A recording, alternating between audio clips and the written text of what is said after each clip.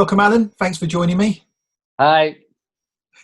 As we normally start, if you could be so kind as to give a quick intro to yourself and obviously what you do and the company.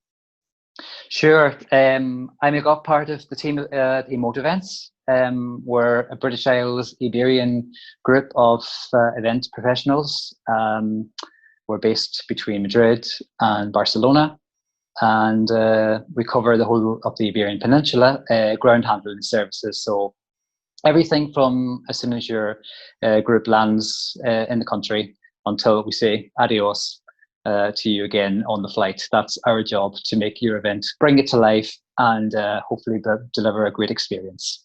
Fantastic. And so I guess to kick things off, what is the current situation sort of within Spain?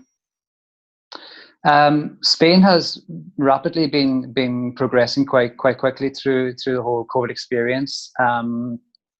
The cases have been slowing down, and thankfully the number of deaths too, which is good. And the government have now allowed the various regions of Spain to create more autonomy on how they decide their regions should come out of COVID, which is good. As it allows certain regions which maybe have smaller populations to progress quicker through the whole period, and so on. Airports have now all reopened, and we've seen some flights coming in, which has been really quite surreal to suddenly hear planes up in the sky after such a long time with all that silence. We're taking the summer very, very carefully, I would say, in Spain. And speak to suppliers, we've heard some suppliers have decided not to open over the summer period and wait until the autumn. And some suppliers, particularly on the islands, have decided not to open at all this year and just take this opportunity to rethink and to redesign and to revise how their business is, and to hopefully reopen in 2021. I think that's a really good sort of point to make, is the fact that, you know, particularly with the media back here in the UK, you tend to hear that all systems are go, and it's actually quite good to know the fact that there are people, as much as we want the industry back and everybody to get going, that people are being cautious and obviously making sure that it's right to do so. So I guess it leads me into sort of what sort of changes moving forward can we expect in terms of the venues, the airport suppliers and things? That's constantly changing as well as we go through this. But as was mentioned on one of your earlier interviews with the hotel in Ibiza, you know, people on arrival will be temperature tested when they, for example, get on the buses at the airport. When we transfer them, they'll be cleaned and deep cleaned. Sanitizer, wipes, etc. will be on offer. The driver will have a mask. At the moment, masks are compulsory to be worn when in public at all times. So when you're in a confined space such as a bus or a tram or whatever, a restaurant, you will have to use the masks until you're seated down. So that obviously gives some people the confidence that we're trying to eliminate the virus as much as we can. Then going through to the hotel, some of the national hotels are doing some really great work and working with international sanitization companies to deliver the most high levels of sanitation throughout their hotels. And I've been reading about NH hotels, Melia, Sana hotels. We're all doing great things, from the sanitizers and wipes, from using their apps and using much more tech going forward to try and say to people, look, you don't actually have to speak to anybody on arrival. Open your phone. We have an app available. If you want something delivered to your room, or you want something delivered to your poolside, just use the app and we can arrange that for you. So there's a lot less contact with people if you want to or choose to do that, which is fantastic. I've even seen one hotel that are offering the option of checking in online before the arrival. That probably works better for individuals than it would do for groups, of course. But it's great service to have. Choose the room that you want to have. The phone will even allow you to open the elevator and eventually open the door to your bedroom. Wow. So tech is really progressing in some hotels, and I can see that as being a big part moving forward in the next 18 to 24 months in hotels. Okay, and so I guess it leads on to sort of for us planners and our clients that'll be watching this. What kind of events can we look to sort of start trying to bring across to Spain within sort of the next sort of few months, 6 months, 12 months? Are they going to be limited, obviously, with group sizes? What sort of sizes are we looking at? Can we hold the usual type of events from meetings, conferences, and incentives, or have we got to sort of hold on a little while longer for that? The attitude I'm getting from suppliers is very much their doors are open and ready to bring in business based on the criteria that they're told by the government. Um, at the moment, numbers are based on a percentage of the current capacity, and it varies by region to region. I've been told, for example, you can have a wedding in some regions for up to 250 people outdoors, completely outdoors. So that's the ceremony and the party and the dinner and everything on an outdoor basis. Whereas indoors, you can have only 75 people, which is still a respectable number to have. But again, that's going through. I can see in the next 6 to 12 months, groups definitely of smaller sizes coming through the doors, hotels having to be a little bit more liberal when they come to which meeting rooms they would traditionally have allowed us to use, and saying, okay, it's now 40 people, we'll allow you into a larger room for capacity, space and elbow room. And that's the only solution they have. Will it affect the costs to the client? At the moment, I've not seen that. Anything I've got through has been very much prices compared to 2019, 2020. So it seems as though the hotels and suppliers are taking on the chin the extra cost involved to having to set up to protect the customers when they're in the hotels and restaurants and bars.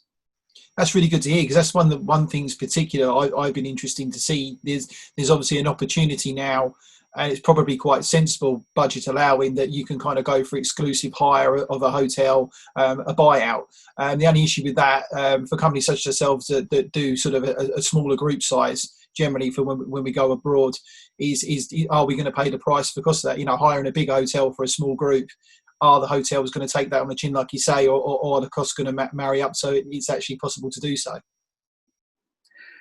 I think they definitely look on it on a case-by-case basis, like they always would anyway. If it's during the high season periods or high business periods, September, May, for example, inevitably you're going to pay more than you would do outside of those periods. And of course, length of stay as well. Is it one night? Is it 4 nights? Is it 3 nights? What's the mix? How many food and beverage services can you offer the hotel or the venue as well? Things like that.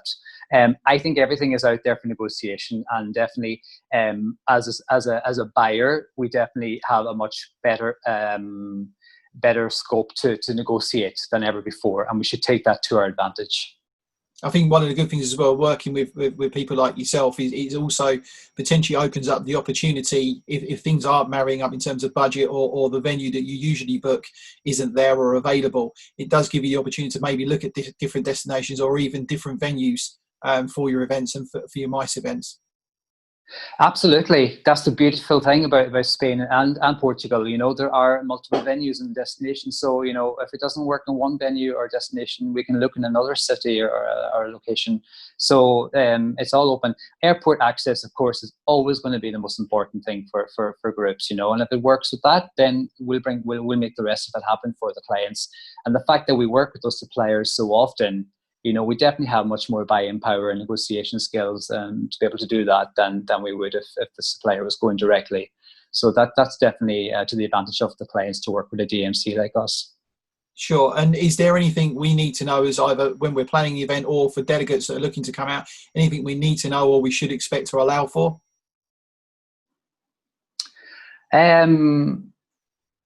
Apart from what I mentioned about the health and safety and so on, at the moment, Schengen countries, including the UK, are permitted to arrive. So very much, I would say European countries are very much welcome at the moment to Spain, and yeah, everything is there and ready and available. Okay, that's great. I mean, is there anything else that you'd like to add at all to this? Just to say that as a company, we're working really a lot at the moment with smaller hotels and private houses and villas and spaces that they'll work better and well for exclusive use. So that's a big part of our business right now, because we see that as being important coming into the next year. So we're really trying to say to people, look, be a bit more open-minded. Don't always think inside the box. Come to us with a brief if you want to, or throw an open brief at us, and let's see what we can work on for you. We can be very creative. We're a small team. We bring a lot of experience, and we're ambitious. So we're dead keen to come up with something creative. CSR is also a big thing right now. I just want to point out to you on. Companies are dead keen now to do something around the CSR and the responsibility aspect, and we're working really hard on that in Spain. There's so many possibilities to deliver some interesting ones. I was on a bee farm, for example, last week, and I thought this is a fantastic CSR event. People would love to come down, be shown how to make some beehives and create their own experience when they leave Spain. So it's about bringing something to life and then remembering that afterwards. Definitely, and that's something that sort of we promote as a company as well. Is sort of giving that different kind of experience, something a bit quirky that you can actually remember it rather than the same old event, the same old location. So it's great, sort of like you say, working with someone like yourself to be able to offer those types of opportunities. Absolutely. Something else also came to me last week was a really cool like teepee style tent camping experience. I thought, this could be fun. A lot of the millennials now don't really actually want to stay in hotels. They're quite happy to go for something a bit alternative. And yeah, the beauty of Spain and Portugal is that we have the weather, so we can do it. Pretty much 8 or 9 months of the year. And the great thing about those types of things as well, as much as the experience, it's very Instagrammable, which is very, very appealing to the millennials. Very much so. Very, very, very much so. Yeah. Okay. Well, thank you very much for joining me. I really appreciate that. It's great to have a good insight on Spain and what's going on out there. You're very welcome, James. Thanks for your time. No problem. And we'll speak soon. Cheers. Adios. Thanks.